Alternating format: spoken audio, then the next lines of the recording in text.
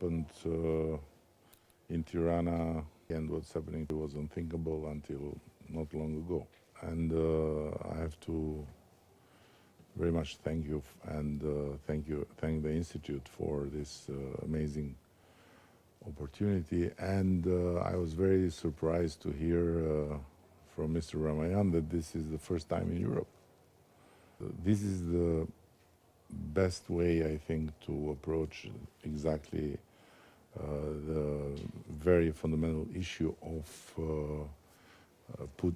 putting forces together between the public and the private sector, and exactly this type of venues where decision makers and people that come from the ground where all happens can interact, can raise questions, can get answers, and even more than that, can put each other in contact. And by the way, we had the honor to have the French president here, and on the way out, he just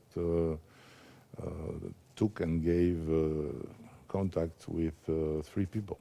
And one of them was a guy working on healthcare AI, and he said that he was based in London, and President Macron said, "Why in London? You have to come in Paris. Give me your contact. I'm going to call you." So it's amazing. It's absolutely fascinating. You know, I discovered your country in total humility only a few months ago with my wife, and we fell in love with the country, with the people. And each time people are asking us, what do you think about Albania? I don't know if you will be happy with my comparison, but I think you are the new Switzerland of Europe. You are you are at the very center of Europe. So in terms of geography, you have even more legitimacy to be at the, I would say, hub for Europe. Number 2, the culture, the mix of culture, the mix of religion, a country of peace, a country of tolerance. So why you were so discreet until today? Because the whole world is discovering now Albania and discovering Tirana. 90% of our delegates are so positively surprised by the choice we made, and I think it's just the beginning. So what do you expect the future to be for Albania?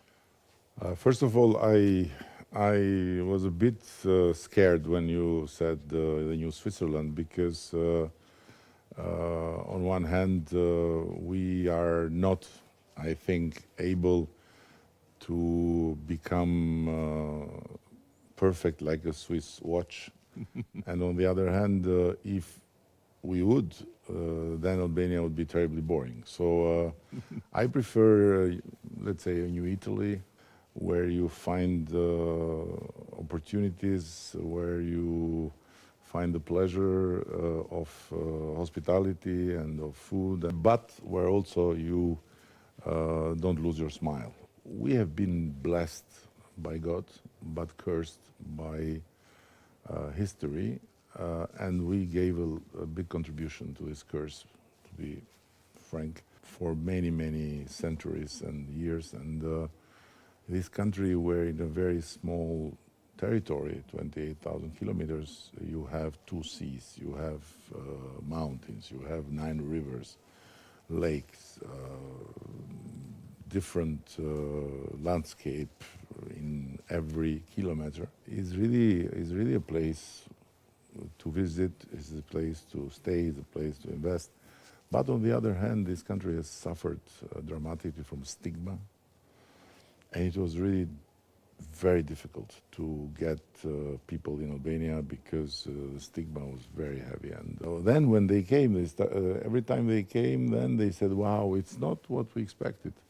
Now we are out of that. We ended last year with 12 million tourists, and it's huge for a country of only 2.4. We are looking now to get exactly what very graciously you are bringing to the country, you know, the excellence, the really top quality, because we need to balance the mass with the quality. Otherwise, we can lose on the way, not just the chance to be Switzerland, which I don't think we have, but even a chance to be a new Italy. In addition of tourism, which is definitely one of the first sector to invest, and you have so many projects going on with great investors coming from the United States, from the UAE, what would be the other sectors that you would recommend to potential investors to look at? We have a very, very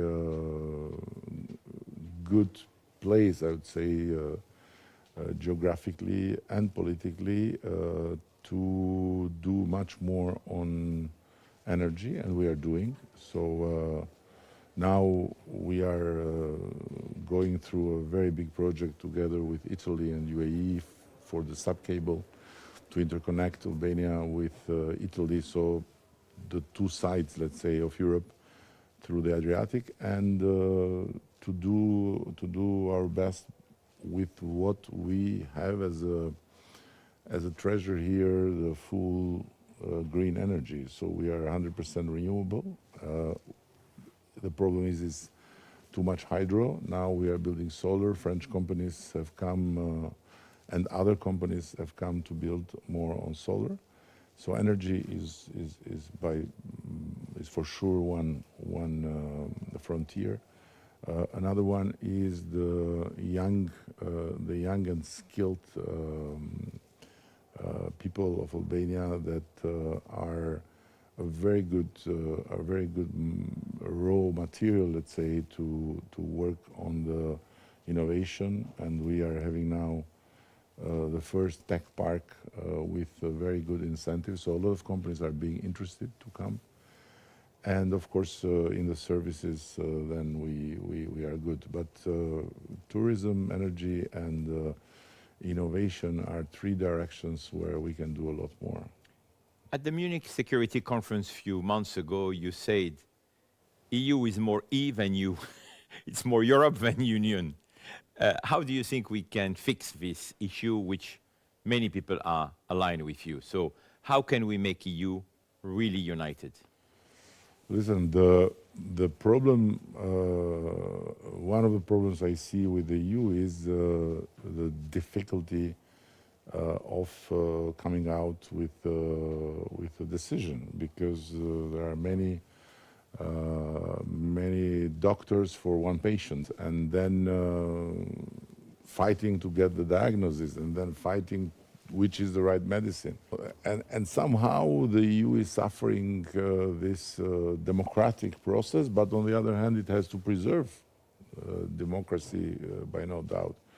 But bottom line is that EU should think that the only way to resist to this new rising powers and to this new rising order is to do the unthinkable. So to go very strong against the prejudices that have been built. When we hosted the EPC, I said to them, listen, we have decorated this home with kids' drawings, but I find very, very similar the dreams of kids with the dream of the founding fathers of Europe, because both are not captured by the myths of the past. So Europe has to overcome its own past, I mean the recent past, and should not lose the trust and should not lose the belief in itself as a continent of peace.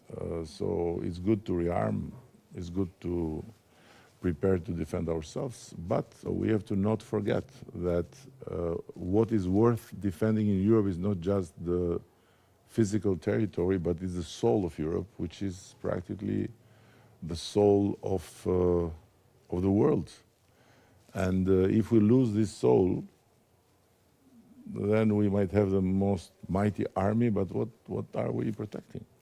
Mr. Prime Minister, you were re-elected a few days ago for the fourth consecutive term, which is historical in Albania.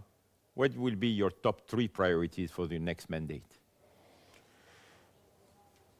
First of all, I have to share with you that I'm in a little trouble with my socialist fellows because when someone asks me how you are a socialist and you won for the fourth term and It's because you are a humanist. what you do, would you say to the others? I said, listen, I don't know what to say because maybe I win because I'm not a good socialist, you know. So the top three things as we speak are EU for us. So the window of opportunity has been opened.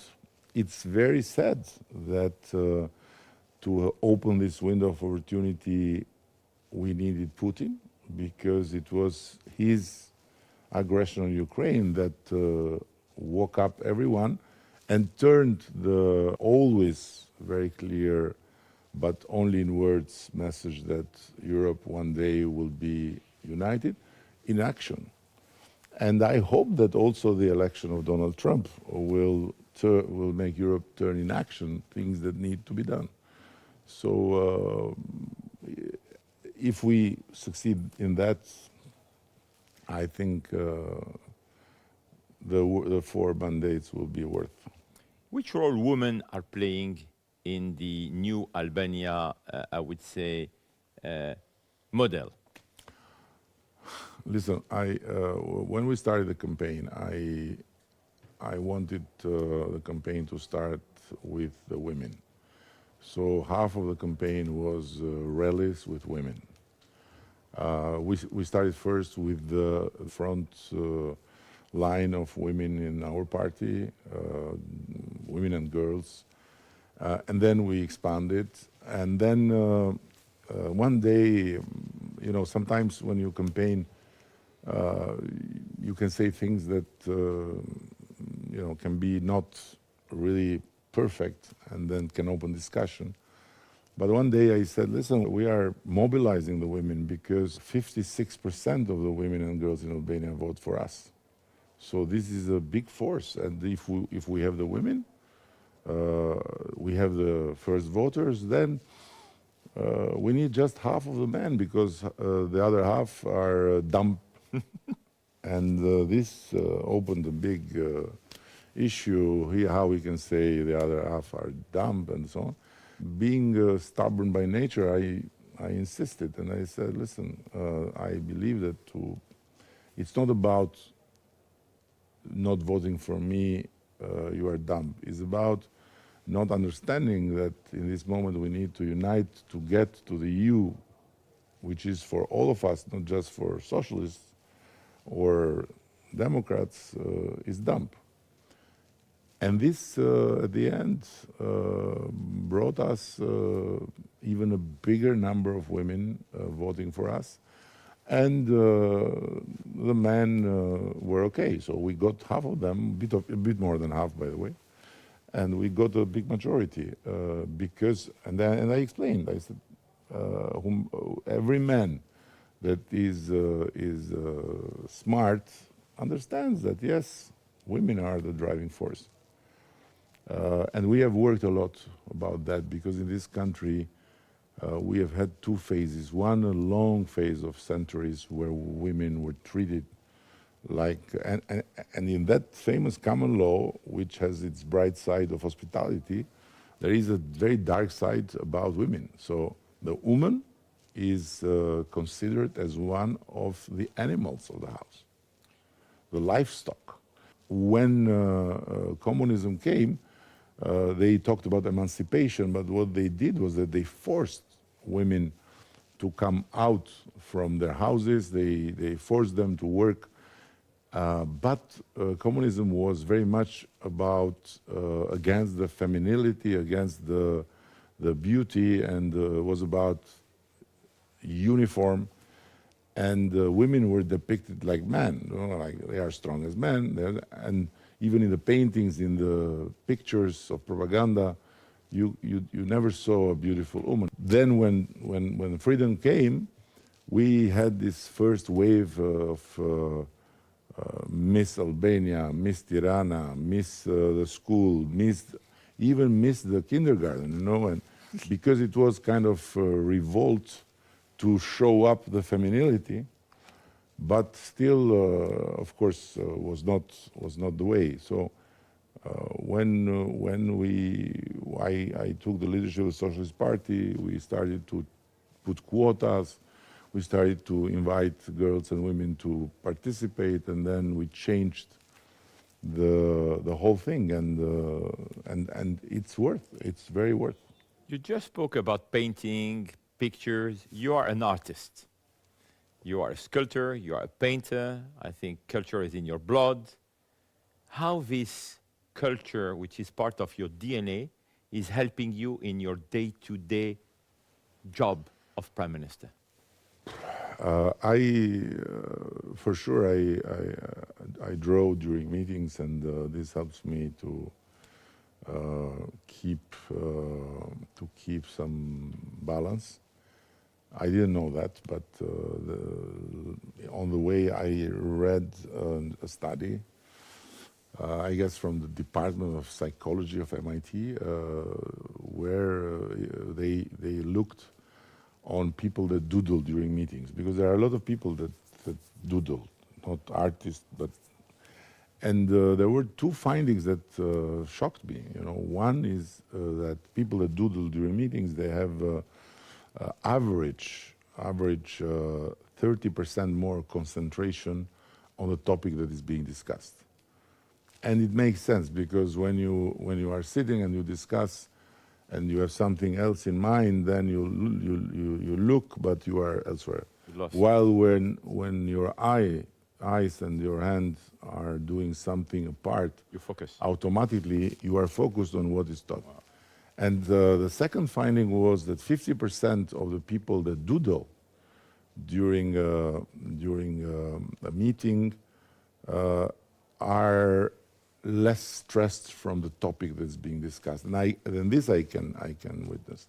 When there is a topic that is intense, and I don't have something to draw, I get nervous very fast. Otherwise, when you draw and you wait for your moment to kill, you know, you don't just jump on everyone. So this has helped me. I believe it has helped me in the beginning when I was mayor, that I started to color, because we didn't have any money, so to color the buildings, and then from colors to go further. But in general, sometimes there is a tendency to say, oh, we need artists to govern. It's not true. It's about the person, it's not about the profession. You can have an artist that can be terrible, and you can have a lawyer that can be fantastic in government. So it's about people and not about categories, you know. But maybe because the politicians have become such an under-respected category, and I think for all the wrong reasons, then there's this tendency that we need to find some salvation in some artist. It's not true. I believe that there are bad politicians, there are good politicians, as there are bad investors, good investors, and you know it, you know. Mr. Prime Minister, if you look at the global world map, Albania is really a hub, as I say, the catalyst between Europe, Asia, and the Middle East. How do you see this role to be in the future in terms of geoeconomics, in terms of geopolitics? Listen, this is a bless for us because of the composure of the society with Muslims and Christians. Thanks God, with no problems. On the contrary, no boundaries, no prejudices, no nothing. We have the natural propensity to look everywhere, although it's very clear that Albanians are very staunch EU and Europe in general lovers. So Europe has always been our dream. And when things have evolved. We have had some periods of time that politics became too much focused only on the West, and we didn't build relations on the East. And I changed that, starting by putting in our foreign policy document that we don't have only two strategic partners, Greece and Italy, but we have three. We have also Turkey. And then I started to build up the relation with the Middle East, with the Gulf countries. So now we somehow are in a very good position because our position in terms of geopolitics is very clear. We are West, we are aligned with EU, but we want to have relations and we want to have brotherly relations with these countries I mentioned, also because we have a very unique characteristic in Europe. So the last visit the last high-level visit to Moscow was 1960. So we never visited Kremlin and never had a visit from Kremlin or from a government official because of our history, but also because there is no appetite to get closer to Russia. And no Russian money, no Russian investment, or nothing. With China, we have a good relation. I mean, not like with Russia. We have a good relation, but still, there is no Chinese investment, and there is no big cooperation like with Serbia or North Macedonia or Montenegro and China. So for us, this is a bit the horizon from the Middle East to Europe. America is new in the pitch through the investment that you were mentioning, but also investments in energy. So we would like to do more, and it's good. We are happy with that. Our last question, Mr. Prime Minister. What is your wish, your dream for the world, for Europe, and for Albania? I'm a fanatic lover of that text of Abbe de Saint-Pierre, which I find absolutely crazy. Imagining an abbé somewhere in France having this vision and opening up the eyes of people about how the world could look differently, and putting down a concept of this perpetual peace union, the union of perpetual peace, which for him includes Russia, goes to the east, to areas that at that time were under the Ottoman Empire, and which means not necessarily that every one of these countries should be in the EU, but every one of these countries should be part of the same community, like Switzerland is not in the EU, or Norway is not in the EU. UK, let's see, because they look that they are crossing a depression desert. So this is what I would dream about. But as Voltaire wrote, there were light interests and petty caprices that didn't allow this big vision to, because at the end it's the egos, it's the individuals in time, and the EPC is a bit that, because France has always carried this idea of a larger Europe without necessarily all in the European Union. Mr. Prime Minister, thank you so much for your hospitality. It's an honor for me. Thank you for having us in Tirana. We hope to see you in Riyadh to our FII flagship conference in October. No, to now continue the conversation. now I have no choice but to come, even if I would have something else. But I would come with the biggest pleasure. It will be an honor to be part of this Movement. of this sect.